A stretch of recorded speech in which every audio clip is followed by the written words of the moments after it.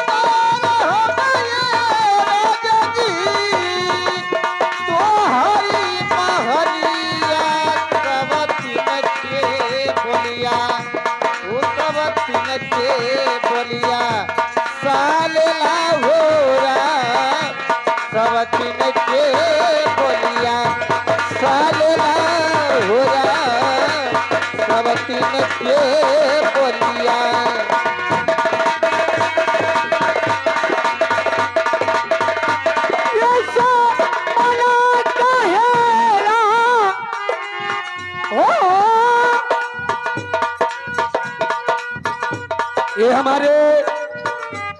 साहिल driver ये चकिया की तरफ से 11 रुपया के योगदान आए हमारे नीली वाले के मुख से कुछ सुना चाहत मैं घबरा मत के बाद होने के नंबर हाँ ये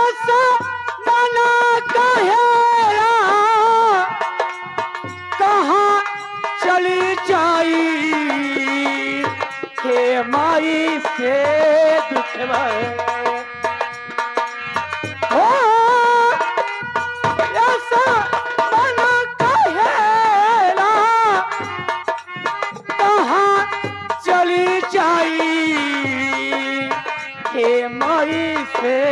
दुखवा हे माई से दुखवा कहिला हेरा हे माई से दुखवा कहतिए राम माई के दुखवा कहतिए राम माई के दुखवा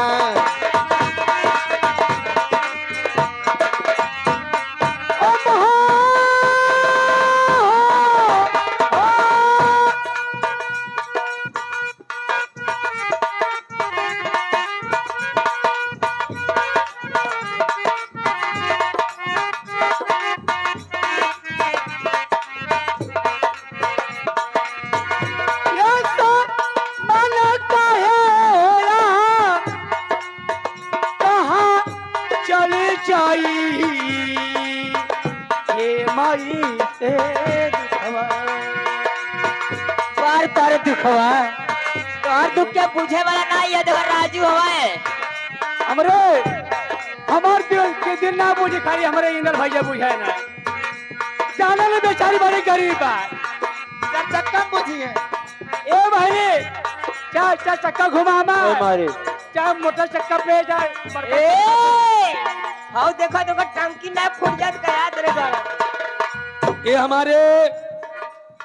खैरुद्दीनपुर के निवासी हैं ये श्रीमान सुरेश यादव जी की तरफ से